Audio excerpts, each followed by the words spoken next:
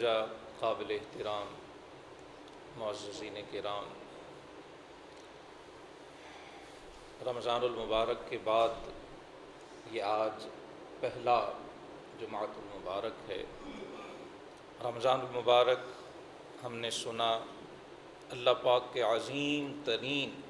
احسانات میں سے ایک احسان جو روحانی نعمتیں، جو ایمانی لذتیں اور جو باطنی مسرتیں اللہ نے رمضان المبارک کو عطا فرمائی ہیں وہ کسی اور مہینے کو نصیب نہیں۔ رمضان کے گزرنے کے بعد عمومی رویہ جو ہم دیکھتے ہیں وہ بڑا عجیب و غریب ہوتا ہے۔ رمضان المبارک میں ہماری اکثریت نماز پنجگانہ مسجد میں باجماعت ادا کرتی ہے، قرآن حکیم کی تلاوت بھی الحمدللہ اس کا سلسلہ بھی جاری ہوتا ہے، صدقات و خیرات بھی، دیگر نیکی بھلائی اور خیر کے کاموں میں ہم بڑھ چڑھ کر شریک ہو رہے۔ جو ہی رمضان ختم ہوتا ہے یہ ایک عام تجربہ ہے کہ وہ خیر والا معاملہ اگر ختم نہیں ہوتا تو بہت زیادہ کم ہو جاتا۔ یہ رویہ کسی مسلمان کے لیے، کسی مؤمن کے لیے ہرگز مناسب نہیں۔ رمضان المبارک تو دراصل سارا سال کے لیے ہمارا ایک ٹریننگ سیشن ہوتا ہے۔ اللہ سبحانہ و تعالی نے اس کرۂ ارض پر انسان کو بھیج کر، تخلیق فرما کر، اسے خلیفۃ اللہ مقرر فرما کے اللہ تعالیٰ اپنے بھیجے ہوئے خلیفہ کو جس بلند اور اعلیٰ ایمانی، روحانی اور اخلاقی مقام پر دیکھنا چاہتا ہے، رمضان المبارک ہمیں اس تک پہنچنے میں مدد دیتا۔ ہونا یہ چاہیے کہ رمضان المبارک کے بعد ہمارے رویے، ہمارا اپنے رب سے تعلق اور ہمارا آپس میں ایک دوسرے سے تعلق وہ ایمان اور اسلام کا بھرپور آئینہ دار، رب سے تعلق فرما برداری پر مبنی ہو اور باہمی تعلقات محبت اور احترام پر مبنی۔ جب تک یہ دونوں چیزیں نہیں ہوں گی، خالق سے ہمارا تعلق مضبوط نہیں ہوگا فرما برداری کے ذریعے، اور مخلوق سے ہمارا رویہ محبت اور احترام والا نہیں ہوگا، تب تک ہمیں ہمارا مقصد تخلیق حاصل نہیں۔ تب تک رمضان کے تقاضے اور روزے کا جو مقصد ہے وہ کبھی بھی پورا نہیں ہو پائے۔ آج کے مختصر سے وقت میں ہم یہ سمجھنے کی کوشش کریں گے کہ ہمارے دین نے ہمیں اپنے باہمی تعلقات، ایک دوسرے سے جو ہمارا تعلق ہے ایک معاشرے میں رہتے ہوئے، اس کے لیے ہمیں کیا ہدایات عطا فرمائیں، اور وہ کیا چیزیں ہیں جنہیں اپنا کر ہم اپنے باہمی تعلقات کو بہتر کر سکیں، اور وہ کون سی باتیں ہیں جن سے خود اللہ کے حبیب مکرم صلی اللہ علیہ وسلم نے منع فرمایا اور روکا ہے، جنہیں چھوڑ کر، ترک کر کے، جن سے اجتناب کر کے ہم اپنے باہمی تعلقات کو بہتر کر سکیں۔ میں نے بطور عنوان سورہ انفال کی آیہ نمبر 63 تلاوت کی ہے۔ اس آیہ کریمہ میں اللہ رب العالمین کا فرمان ہے کہ اللہ نے ان کے دلوں میں الفت پیدا کر، اور اگر آپ ساری زمین کی دولت بھی خرچ کر دیں تب بھی آپ ان کے دلوں میں الفت پیدا نہیں کر سکتے۔ وَلَٰكِنَّ اللَّهَ أَلَّفَ بَيْنَهُمْ، لیکن یہ اللہ ہی ہے جس نے ان کے دلوں میں محبت اور الفت پیدا کی۔ إِنَّهُ عَزِيزٌ حَكِيمٌ، بے شک اللہ ہر چیز پر غالب اور بڑی حکمت کا مالک۔ سورہ انفال مدنی ہے، ہجرت کے بعد اس کا نزول ہوا ہے۔ ہم نے رمضان المبارک کے دوران خلاصہ دروس کے اس وقت بھی عرض کی تھی کہ یہ سورہ مبارکہ غزوہ بدر کے بعد نازل، اس کی آیا نمبر 63 ہے۔ اس میں جن کے دلوں میں الفت پیدا کرنے کا ذکر فرمایا گیا وہ کون ہے؟ مفسرین فرماتے اس سے انصار کے دونوں قبائل اوس اور خزرج، مدینہ میں جو رہنے والے تھے ان کا تعلق انہی دونوں قبیلوں سے تھا، اور اسلام سے پہلے ان کی آپس میں شدید دشمنیاں تھیں، شدید مخالفتیں اور عداوتیں تھیں، یہاں تک کہ اسلام سے تھوڑا عرصہ قبل ہی جنگ بعاث، ایک بڑی شدید جنگ اوس اور خزرج کے درمیان ہو چکی تھی، جس میں دونوں طرف سے لوگ قتل ہو چکے۔ آپ اندازہ لگا سکتے ہیں کہ جس میں دو قبیلوں کے درمیان خون ریزیاں تاریخ کا حصہ ہو، اور پھر آپس میں ان کا جنگ و جدال ہوتا رہا ہو، ان کے باہمی تعلقات کیسے ہوں۔ لیکن جب رسول اللہ صلی اللہ علیہ وسلم کے دست کریم پر انہی اوس اور خزرج نے اسلام قبول کیا، رسول اللہ کی صحبت انہیں نصیب ہوئی، رسول اللہ کی تربیت نصیب ہوئی، اور سب سے بڑھ کر جس کی طرف اللہ پاک نے اس آیت میں اشارہ کیا کہ الف بینہم، جب اللہ نے ان کے دلوں کو موڑا ہے تو پھر وہی جو کل تک ایک دوسرے کے خلاف برسرے پیکار تھے، جو تلواریں لے کر ایک دوسرے کی گردنیں کاٹ رہے تھے، اللہ کا کرم یہ ہوا کہ دلوں میں ایک دوسرے کی محبت پیدا ہوئی۔ اس میں یقیناً رسول اللہ کی صحبت کی تاثیر تھی، اس میں یقیناً قرآن کی تعلیمات کا اثر تھا، اس میں یقیناً نگاہ مصطفیٰ کا فیض تھا، لیکن سب سے جو بنیادی اور اہم ترین چیز ہے جسے قرآن نے اس آیت میں 2 بار ذکر کیا، وہ کیا ہے؟ وَلَٰكِنَّ اللَّهَ أَلَّفَ بَيْنَهُمْ، وہ رب کائنات جو مقلب القلوب ہے، ساری مخلوق کے دل جس کے قبضے میں ہیں، اللہ فرماتا ہے یہ ہماری قدرت ہے کہ ہم نے اوس و خزرج جیسے باہم دست و گریباں قبیلوں کو شیر و شکر کر دیا۔ اور ساتھ ہی رسول اللہ سے فرمایا جا رہا لو انفقت ما فی الارض جمیعا ما الفت بینہم، کسی عام انسان سے نہیں، اللہ پاک اپنے محبوب سے فرما رہا ہے کہ محبوب اگر آپ ساری روئے زمین کی دولت خرچ کر دیں، ان کے گھر دولت سے بھر دیتے، پھر بھی دلوں میں دوریاں اتنی تھیں کہ آپ ان کے دلوں میں محبت پیدا نہیں کر سکتے۔ وَلَٰكِنَّ اللَّهَ أَلَّفَ بَيْنَهُمْ، یہ اللہ کی قدرت، یہ رب کا کمال، یہ مقلب القلوب ہی کا اثر ہے کہ اس نے ان کے دلوں میں الفت پیدا کی۔ اوس اور خزرج باہم شیر و شکر ہوئے، ایک دوسرے سے انہوں نے معانقے بھی کیے، مصافحے بھی کیے، اور پھر رسول اللہ صلی اللہ علیہ وسلم کی غلامی میں اسلام کے لیے وہ عظیم کردار ادا کیا کہ رسول اللہ نے ارشاد فرمایا ہے حجۃ الوداع یا فتح مکہ کے بعد، فرمایا اگر سارے لوگ لو سلک الناس وادیا، سارے لوگ ایک طرف چل رہے ہوں، انصار اوس و خزرج دوسری جانب ہوں، تو فرمایا میں اس طرف چلوں گا جدھر انصار چل رہے ہوں۔ اور یہی انصار ہیں جنہوں نے مہاجرین کی یوں میزبانی کی کہ خود اللہ رب العالمین نے ان کے ایثار اور ان کی میزبانی کو قرآن کا حصہ دیا۔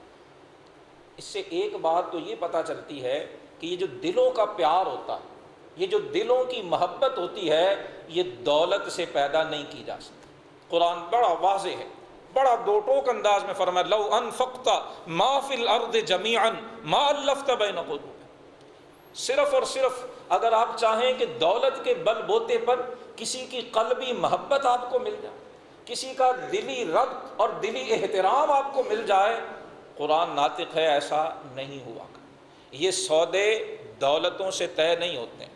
یہ سودے مال سے خریدے جانے والے نہیں ہیں، یہ دراصل اللہ رب العالمین چاہتا ہے تو کسی کی محبت دلوں میں پیدا ہوا۔ اسلام جس معاشرے کی تشکیل چاہتا ہے، رمضان ہمیں جو پریکٹس اور جو مشق کرواتا ہے، وہ ایک ایسا معاشرہ ہے جس میں دلوں میں ایک دوسرے کا احترام، جس میں دلوں میں ایک دوسرے کا پیار ہو، دلوں میں ایک دوسرے کے لیے جگہ ہو، اور دلوں میں ایک دوسرے کے لیے گنجائش۔ اور یہ بھی ذہن میں رہے کہ یہ کوئی ایسی چیز نہیں ہے کہ جو آپشنل ہو، اختیاری ہو، کہ کسی کا جی چاہے تو کر لے،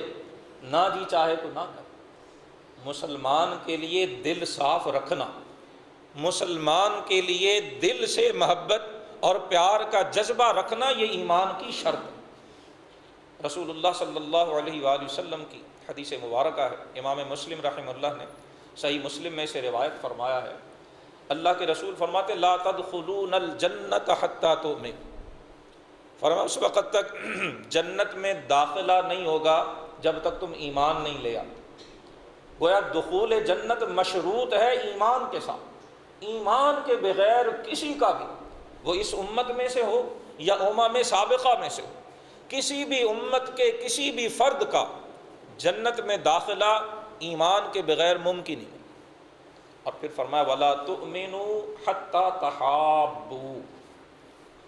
جنت میں داخلہ ایمان کے بغیر نہیں ہے۔ اور ایمان کب ملتا ہے؟ رسول اللہ نے ایمان کو 30 روزے رکھنے سے مشروط نہیں کیا، یا یہ نہیں کہا کہ جو پاکستان نہیں حرم میں جا کے روزے رکھے گا اس کا ایمان کامل ہے، کوئی ایسی بات نہیں کی۔ نہ اعتکاف سے مشروط کیا، نہ وہ جس نے قرآن رمضان کے ہر روز ایک ختم کرے وہ مومن ہے۔ عبادات میں سے کسی عبادت کو حضور نے اس حدیث میں مدار ایمان ارشاد نہیں فرمایا۔ مومن کون ہے؟ ایمان کس کے پاس ہے؟ آئیے سنیے، فرمایا وَلَا تُؤْمِنُوا حَتَّى تَحَابُّوا، اس وقت تک فرمایا مومن نہیں بنو گے جب تک ایک دوسرے سے محبت نہیں کرو گے۔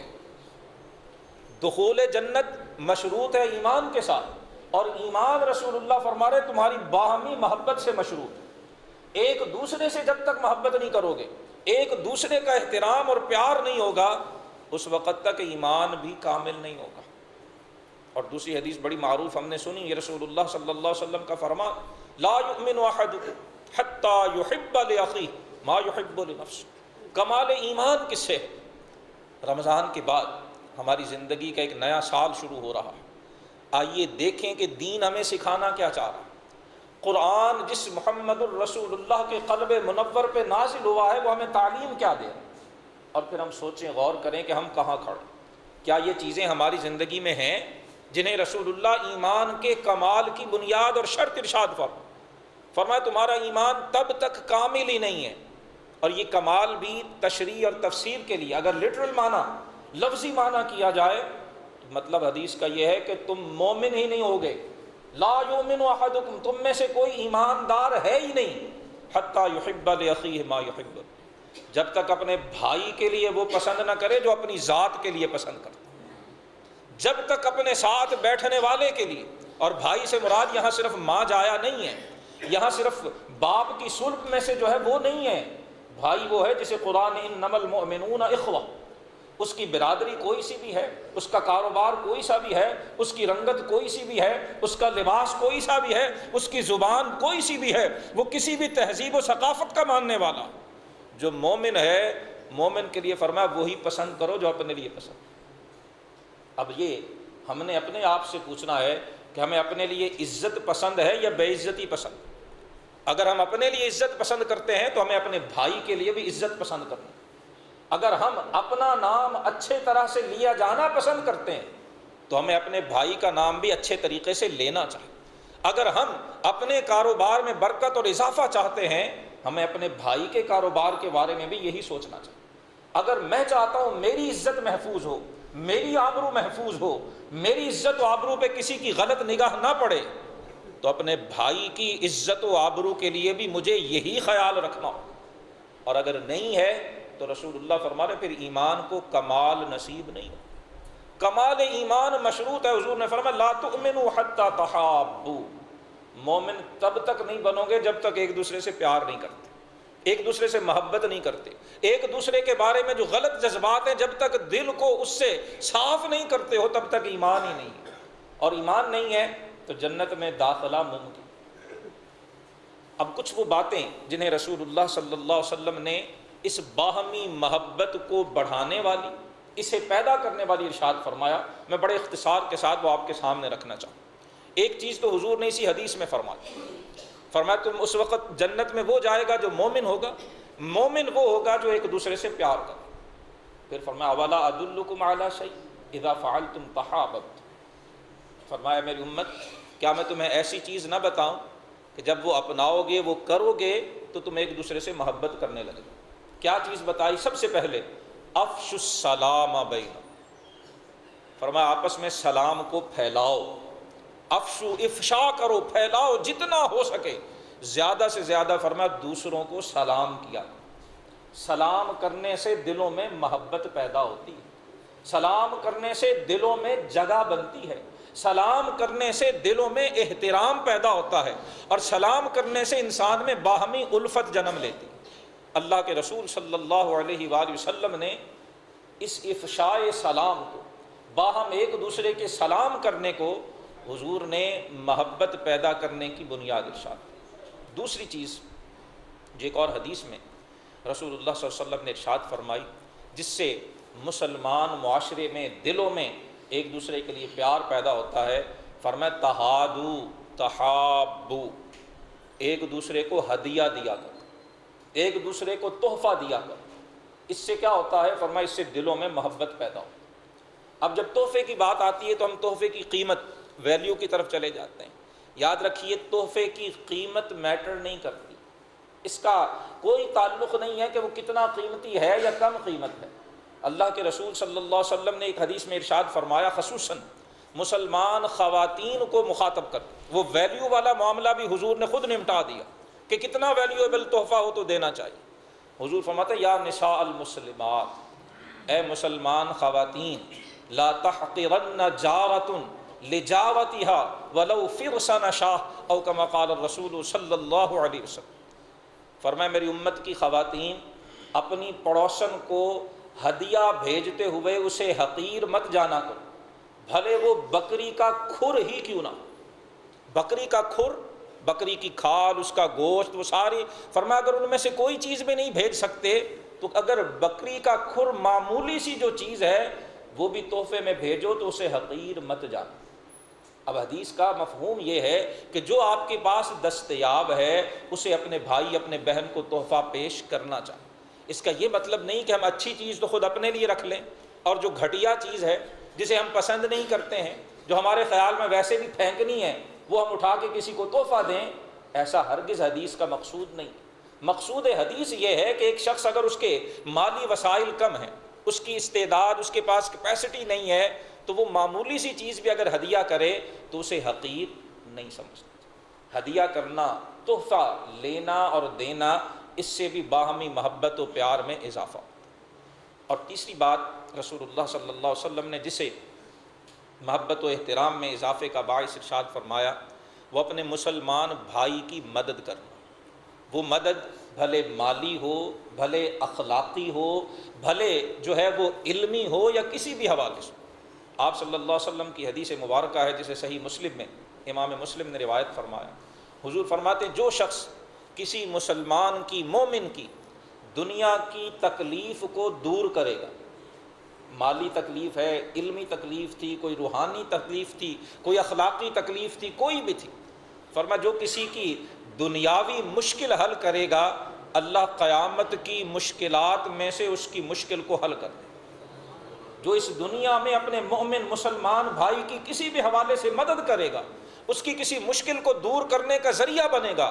اسے رسول اللہ بشارت دے رہے ہیں کہ قیامت والے دن جب نہ مال کام آئے گا، نہ اولاد کام آئے گی، نہ قبیلہ، نہ برادری، نہ کسی کی سفارش کام آئے گی، تو وہاں اللہ پاک اس کی مدد کرے گا جو دنیا میں دوسروں کی مدد کیا کرتا۔ اور فرمایا من یسر علی معسر یسر اللہ علیہ فی الدنیا والآخرہ، فرمایا جو دنیا کے اندر کسی تنگ دست کو مہلت دیتا، آپ نے کسی سے قرض لینا ہے، کوئی چیز دی ہے وہ واپس لینی ہے، جس نے واپس کرنا ہے وہ تنگ دست ہو گیا، اس کے حالات خراب ہو گئے ہیں، اللہ کے حبیب صلی اللہ علیہ وسلم فرماتے ہیں جو ایسے تنگ دست کو آسانی دیتا، اس کے لیے مہلت دیتا ہے، اس کے لیے کشادگی رکھتا ہے، اسے بشارت ہو اللہ دنیا اور آخرت میں اسے آسانی عطا فرمائے۔ اور فرمایا من ستر مسلما سترہ اللہ فی الدنیا والآخرہ، مسلمان کا مسلمان پر حق کیا تھا اور آج ہم بطور معاشرہ کدھر جا رہے ہیں۔ رسول اللہ فرماتے جو کسی مسلمان کی پردہ پوشی کرتا، پردہ پوشی کہتے ہی کسی ایسی بات کو چھپانا جس کا اگر دوسروں کو علم ہو جائے تو اس مومن کی رسوائی ہو سکتی ہے، اسے ذلت کا سامنا کرنا پڑ سکتا ہے، اس کی بے عزتی ہو سکتی ہے، اس کی انار، اس کے وقار پہ حرف آ سکتا ہے۔ اگر ہمیں اپنے کسی بھائی کی کسی ایسی عیب کا، کسی ایسی بات کا پتہ چلتا ہے جسے وہ چھپانا چاہتا ہے، ہم بجائے بتانے کے اس کی پردہ پوشی کرتے ہیں تو اس کا ثواب کیا ہوگا؟ حضور فرماتے سترہ اللہ فی الدنیا والآخرہ، تم اپنے بھائی کے عیب کی پردہ پوشی کرو، اللہ دنیا اور آخرت میں تمہارے عیبوں پہ پردہ ڈال دے۔ جو یہ چاہے کہ میرے عیب چھپے رہیں، اسے دوسروں کے عیبوں پہ پردہ ڈال دے۔ اور اگر آج ہم دوسروں کے عیوب کو سوشل میڈیا پہ اچھالتے پھریں، اور عیوب بھی وہ جن کی ہمیں تحقیق بھی نہیں ہے، صرف الزامات، صرف سنی سنائی باتیں، نہ ہم کسی کی معاشرتی حیثیت کا خیال رکھیں، نہ ہم کسی کی عزت و آبرو کا خیال رکھیں، نہ ہمیں کسی کے بیوی بچوں کا خیال آئے، نہ ہمیں کسی کے خاندان، کوئی تعلق ہماری راہ ہی نہیں روکتا، اور ہم جھوٹی خبریں، جھوٹے الزامات وہ پھیلانے میں دن رات لگے ہوئے ہیں، تو یہ ذہن میں رکھیے گا، یہ صرف ایک مسلمان کی رسوائی نہیں ہوگی، یہ رسوائی لوٹ کے آپ کی طرف بھی آئے۔ اور اگر ہم اس کے برعکس کرتے ہیں، کسی کا واقعی عیب بھی ہمارے سامنے آتا ہے، ہم اس کی پردہ پوشی کرتے ہیں، رسول اللہ فرماتے اللہ دنیا اور آخرت میں اس کی پردہ پوشی۔ اور ایک چیز جو ابھی بات ہوئی تحفے کے حوالے سے، ہمارا یہ ذہن آ جاتا ہے جی میرے پاس پیسے نہیں ہیں، میرے پاس اتنی وسعت نہیں، میں تحفہ کیسے دوں؟ دیکھیے تحفہ کیسے کیسے دیا جا سکتا ہے۔ سلام کرنا بھی تحفہ ہے۔ حضور نے فرمایا بکری کا کھر، معمولی سی بھی چیز ہو اسے حقیر نہیں سمجھنا چاہیے۔ اور اس حدیث میں فرمایا کہ لا تحقرن من المعروف شیئا، کسی نیکی کو حقیر مت جانو، ولو ان تلقى اخاک بوجہ طلق او طلیق او کما قال الرسول صلی اللہ علیہ وسلم۔ فرمایا کسی بھی نیکی کو حقیر مت سمجھا کرو، اگر تم کسی کو کوئی بڑا ویلیویبل، بڑا قیمتی، بڑا مہنگا تحفہ نہیں دے سکتے تو اللہ کے رسول فرماتے ہیں تم اپنے بھائی کو مسکرا کے مل تو لیا کرو، کشادہ روئی سے ملا تو کرو، جب اس کا سامنا ہو تو تمہارے چہرے پہ بشاشت تو ہو، چہرے سے خوشی کا اظہار تو ہو۔ اس پہ تو خرچ نہیں آتا، اس میں تو پیسے نہیں لگتے ہیں، اس میں تو کسی کی معاشی حیثیت کا کوئی عمل دخل نہیں ہے، ملتے وقت چہروں پہ مسکراہٹ سجا دے۔ ایک صحابی رسول کہتے ہیں کہ میں جب سے اسلام میں نے قبول کیا،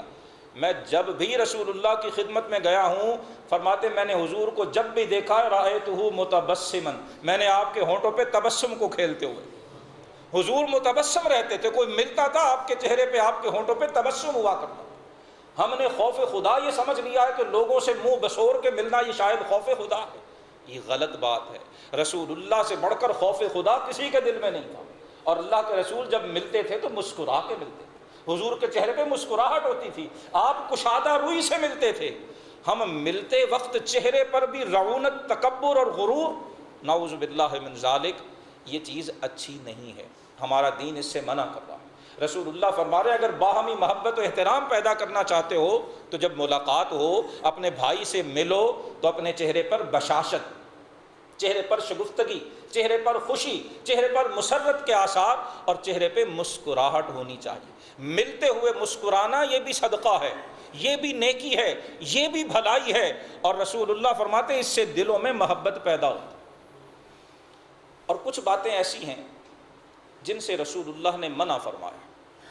باقاعدہ ایک ایک کو حضور نے گنوا کے منع کیا، اور میں توجہ چاہوں گا سب احباب کی،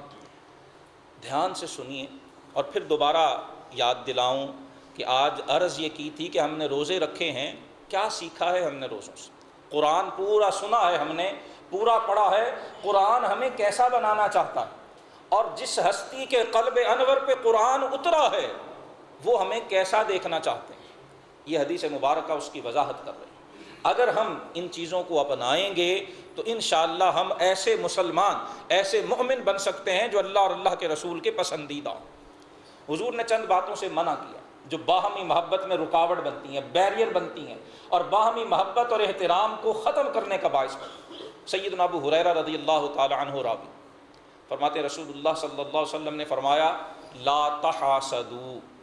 پہلی چیز ایک دوسرے سے حسد مت کرو۔ جو چیز دل میں احترام کو ختم کرتی ہے، اور وہ یہی وہ بیماری ہے جو چہرے سے مسکراہٹ بھی چھینتی ہے۔ جب دل میں حسد ہوتا ہے کسی کے ساتھ بھی تو پھر اس سے ملتے وقت چہرے پہ مسکراہٹ نہیں پیدا ہوتی۔ یہ بیماری ہے، جس طرح جسمانی بیماریوں کے سمٹمز ہوتے ہیں نا، علامات ہوتی ہیں، جس سر درد ہو رہا ہے، جسم گرم ہو رہا ہے، بخار کی علامت، ملتے وقت چہروں پہ تلخیوں کا اظہار، یہ دلوں کے روگ کی علامت ہوتی ہے، اور رسول اللہ دلوں کے روگ مٹانے کے لیے آئے۔ حل بتا رہے ہیں، فرمایا لا تحاسدوا، اگر ایک دوسرے سے پیار کرنا چاہتے ہو، محبت کرنا چاہتے ہو، جنت میں جانا چاہتے ہو، فرمایا پھر ایسا کرو ایک دوسرے سے حسد مت کیا، دوسروں کی دولت کا حساب لگاتے رہنا، دوسروں کی چیزوں کو گنتے رہنا، اور پھر گن کے اس کے لیے منفی جذبات، اسے کیوں دیا، یہ تو ایسا ہے، یہ تو ویسا ہے، اس کے پاس یہ کیوں آ گیا، اس کا ایسا کیوں ہو گیا، یہ چیزیں حسد کی وجہ لگتی ہیں۔ رسول اللہ جو طبیب القلوب ہیں، وہ دلوں کے، کائنات کے سب سے بڑے طبیب، وہ بتا رہے ہیں کہ اگر دلوں میں پیار پیدا کرنا چاہتے ہو حسد چھوڑو۔ میری بہنیں، میری بیٹیاں، مائیں شاید کچھ بیٹھی ہوں، آپ سے گزارش ہے کہ گھر میں جا کے یہ حدیث ضرور بتائیے، ریکارڈ ہو جاتی ہے، کوشش فرمایا کریں، سن لیا کریں، اگرچہ ہم سنتے مسالے دار چیزیں،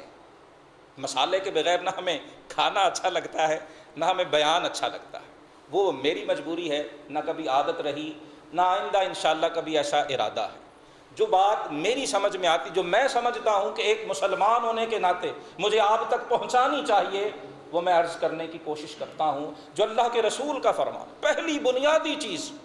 اور اگر وقت کافی ہو رہا ہے، اگر آج جتنے ہمارے معاشرے میں نفسیاتی امراض پیدا ہو رہے ہیں، ہمارے ہاں ڈپریشن ہے، انگزائٹی ہے، ڈپریشن اور انگزائٹی اگر اللہ کے رسول کی نہیں ماننی، دنیا کے بڑے سے بڑے سائیکاٹرسٹ کے پاس چلے جائیے، آج ویسٹرن سٹڈیز بتا رہی ہیں، مغرب میں جو خدا اور رسول کو نہ ماننے والے ہیں، وہ بھی کہہ رہے ہیں اگر ڈپریشن سے بچنا ہے، انگزائٹی سے بچنا ہے، دوسروں کی دولت کی طرف دیکھنا چھوڑ دیجیے۔ اور رسول اللہ 1400 سال پہلے ہمیں فرما کے گئے ہیں لا تحاسدوا، ایک دوسرے سے حسد مت کرو، رزق دینے والی ذات رب کی ہے، تمہیں رزق کا تقسیم کنندہ نہیں بنایا گیا، تمہیں رب نے اپنے رزق کی ڈسٹریبیوشن نہیں دی ہے۔ نحن قسمنا بینہم معیشتہم فی الحیات الدنیا، رزق دینے والا میرا پروردگار، رزق بھی وہی دیتا ہے، عزت بھی وہی دیتا ہے، اور دلوں میں محبت بھی وہی پیدا کرتا ہے۔ فرمایا حسد مت کرو، ولا تناجشوا۔ اور اگلی یہ 3 بلکہ 4 چیزیں ہیں، خصوصاً جو میرے تاجر بھائی ہیں، میں ان کی توجہ چاہوں۔ رسول اللہ نے فرمایا لا تناجشوا، تناجش مت کیا کرو۔ نجش کیا ہوتا؟ محدثین فرماتے ہیں نجش کا معنی ہے کہ میں نے ایک چیز خریدنی نہیں ہے، میرا بھائی، میرا دوست، میرا کاروباری کمپیٹیٹر وہ خریدنا چاہ رہا، میں نے خریدنی نہیں، میں صرف اور صرف ریٹ بڑھانے کے لیے کہ اسے اس قیمت پہ نہ ملے بلکہ مہنگی ملے، میری خریدنے کی نیت نہیں ہے، میں قیمت بڑھانے کے لیے اس کی قیمت لگاتا ہوں۔ ایک شخص ایک چیز 10 روپے کی خریدنا چاہ رہا ہے، میں اس میں انٹرسٹڈ ہی نہیں، مجھے ضرورت ہی نہیں، میں چاہ رہا ہوں اسے 10 کی نہ ملے، اسے 15 کی ملے، میں بیچنے والے کو کہتا ہوں میں اس کے 14 دیتا ہوں، میں نے نہیں خریدنا، میرا مقصد کیا ہے، انٹینشن کیا ہے، اسے 10 کی نہ ملے، اسے 14 کی خریدنی پڑے، اسے عربی میں نجش کہتے ہیں۔ رسول اللہ فرماتے ہیں لا تناجشوا، اے میری امت نجش مت کیا کرو، جو چیز تم نے لینی نہیں ہے، خریدار کو مہنگی جو ہے وہ خریدنے پر مجبور کرنے کے لیے اس کی قیمت بڑھانا، یہ امت مصطفیٰ کا شیوا تو نہیں ہو سکتا۔ اور رسول اللہ فرماتے پھر اس سے دلوں میں دوریاں پیدا ہوتی ہیں، پھر اس سے دلوں کی محبت ختم ہوتی ہے، پھر اس سے چہروں کی مسکراہٹ چھنتی ہے، اور پھر اس سے ایک دوسرے کو دیکھ کر کیا نتیجہ نکلتا ہے وہ آگے حضور بتا، فرمایا تناجش مت کرو، ولا تباغضوا، ایک دوسرے سے بغض مت رکھو۔ اور یاد رکھیں کچھ بھی چھپا نہیں رہتا، اگر میں صرف قیمت بڑھانے کے لیے خریدنی نہیں بھی ہے ایسا کروں گا تو پتہ اسے بھی چل جائے گا جسے میں نقصان پہنچانا چاہوں، جب اسے پتہ چلے گا تو کیا وہ دل میں مجھ سے پیار کرے گا، کیا وہ دل میں مجھ سے محبت کرے گا، اس کا نتیجہ بغض، دل کی ناپسندیدگی۔ رسول اللہ فرماتے لا تباغضوا، ایک دوسرے سے بغض مت رکھو، اور بغض رکھنے کی اور پیدا ہونے کی جو اسباب ہیں حضور ان سے بھی منع کرو۔ تیسری چیز ولا تدابروا، ایک دوسرے کو دیکھ کے پیٹھ مت پھیر لیا۔ تدابر کا معنی کسی کو دیکھ کے منہ موڑ لینا، اس کی طرف پیٹھ کر لینا، جیسے ہم پنجابی میں کہتے ہیں کنڈ کر لینا، وہ ادھر سے آ رہا ہے کنڈ کر کے، وہ اس گھر مسجد کے اس دروازے سے آ رہا ہے میں اس دروازے سے نکل جاؤں۔ اگر مسجد میں آنے والا بھی کسی کو دیکھ کے پیٹھ پھیرتا ہے تو اسے ایک بار اپنے آپ سے ضرور پوچھنا چاہیے کہ وہ مسجد میں کیا لینے آیا ہے۔ اگر مسجد میں آ کر بھی اس کے دل میں اتنا بغض ہے، اتنی اس کے دل میں کسی کے لیے دوری ہے کہ وہ اسے دیکھ کے مسجد کا دروازہ بدل لیتا ہے، تو بندہ خدا ایک بار اپنے آپ سے پوچھئے کہ روزے رکھ کے کیا کیا ہے، عمرہ تو کر آئے، حج پچھلے سال بھی کیا تھا اور 30 روزے بھی رکھ لیے ہیں، رسول اللہ نے جن باتوں سے منع کیا ہم پھر انہی میں ملوث۔ فرمایا دلوں میں بغض مت رکھو، ولا تدابروا، اس کا نتیجہ ہوگا ایک دوسرے کو دیکھ کے کنڈ کر لیا کرو گے، پیٹھ پھیر لیا کرو گے، ایسا مت کرو۔ اور پھر آخر میں فرمایا وَلَا يَبِعْ بَعْضُكُمْ عَلَى بَيْعِ بَعْضٍ، کسی کے سودے پہ سودا مت کیا کرو۔ ایک چیز، وہ پلاٹ ہے، وہ کپڑا ہے، وہ کوئی مل ہے، وہ کوئی مشینری ہے، وہ کوئی رشتہ ہے، وہ کچھ بھی ہے، فرمایا جب تمہارا ایک بھائی ایک چیز خرید رہا ہے تو اس کا سودا پہلا پورا ہو لینے دو، اس کے سودے کو پورا ہوئے بغیر درمیان میں انٹرفیئر کرنا، درمیان میں جا کے اپنا ریٹ دینا، رسول اللہ منع کر۔ آج آپ مجھ سے بہتر جانتے ہیں ہمارے کاروباری دوریاں کیوں پیدا ہوتی ہیں، ہمارے تجارتی دوستوں میں دشمنیاں کیوں پیدا ہوتی ہیں، ہمارے تجارتی اداروں اور تجارتی فیکٹریوں اور تجارتی جو لوگ ہیں ان کے درمیان یہ ناچاکیاں کیوں پیدا ہوتی ہیں۔ اللہ کے رسول منع کر، لا یبیع بعضکم علی بیع بعض، ایک بھائی کے سودے پہ سودا مت کیا کرو، نہ سودے ختم ہوں گے، نہ دنیا ختم ہوگی، نہ دولت ختم ہوگی۔ اگر ایسا کرو گے تو پھر تم وہ مسلمان نہیں بنو گے جو اللہ اور اللہ کے رسول کے پسندیدہ، پھر وہ بنو گے جو اللہ اور اللہ کے رسول کے ناپسندیدہ۔ اور پھر حضور نے فرمایا کونوا عباد اللہ اخوانا، اللہ کے بندو بھائی بھائی بن جاؤ، المسلم اخو المسلم، مسلمان مسلمان کا بھائی ہے، لا یظلمہ، ایک مسلمان دوسرے مسلمان پہ ظلم نہیں کرتا، لا یخذلہ، ایک مسلمان دوسرے مسلمان کو رسوا نہیں کرتا، لا یکذبہ، ایک مسلمان دوسرے مسلمان سے جھوٹ نہیں بولتا، لا یحقرہ، ایک مسلمان دوسرے مسلمان کو حقیر نہیں جانتا۔ التقوی ہاہنا، رسول اللہ نے 3 بار سینے کی طرف اشارہ کر کے فرمایا تقوی یہاں ہے، وہ نہ سر کے عمامے میں ہے، نہ چہرے کی داڑھی میں ہے، نہ ٹخنوں سے اونچی شلوار میں ہے، نہ رمضان میں عمرہ کرنے میں ہے، اور نہ رمضان کے اندر 4 ختم کرنے میں ہے۔ التقوی ہاہنا، رسول اللہ فرماتے تقوی یہاں پہ ہے، اگر یہاں ہے تو پھر تمہاری سیرت اور کردار میں بھی اس کا عکس ضرور دکھائی دے گا، اور اگر یہاں نہیں ہے تو پھر یونیفارم بدلنے سے کچھ نہیں ہوگا۔ بحسب امرئ من الشر، رسول اللہ فرماتے کسی کے برا ہونے کے لیے، کسی کے شریر ہونے کے لیے، کسی کے بھیڑا ہونے کے لیے، فرمایا اتنا ہی کافی ہے کہ وہ اپنے مسلمان بھائی کو حقیر جانے۔ جو کسی مسلمان کو خود سے حقیر سمجھتا ہے، رسول اللہ فرماتے پھر اس کے لیے یہ برا ہونے کے لیے یہی کافی۔ کل المسلم علی المسلم حرام۔ رمضان الحمدللہ مکمل ہو چکا، اگلا ہمارا کاروباری سال، ہماری زندگی کا سال، ہمارے خاندانوں کا، ہماری رشتوں کا، ہماری ساری باتوں کا نیا سال شروع ہو رہا ہے۔ یہ رسول اللہ کا ایک جملہ اگر یاد رکھ لیں، اسے اپنانے کی کوشش کریں تو سمجھیے گا کہ ہمیں روزوں کی برکات نصیب ہو رہی ہیں، اور اگر یہ جملہ ہمیں اپنی زندگیوں میں دکھائی نہیں دیتا تو پھر ہمیں روزوں کی برکات سے بھی محروم ہونا۔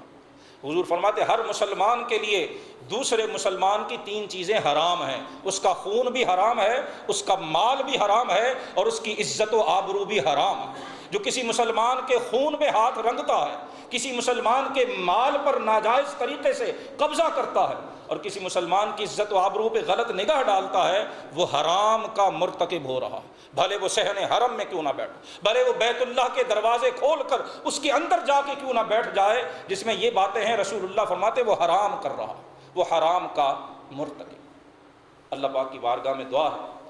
کہ ہمیں روزے کے مقصود کو سمجھنے کی اور رسول اللہ صلی اللہ علیہ وسلم کے ارشادات عالیہ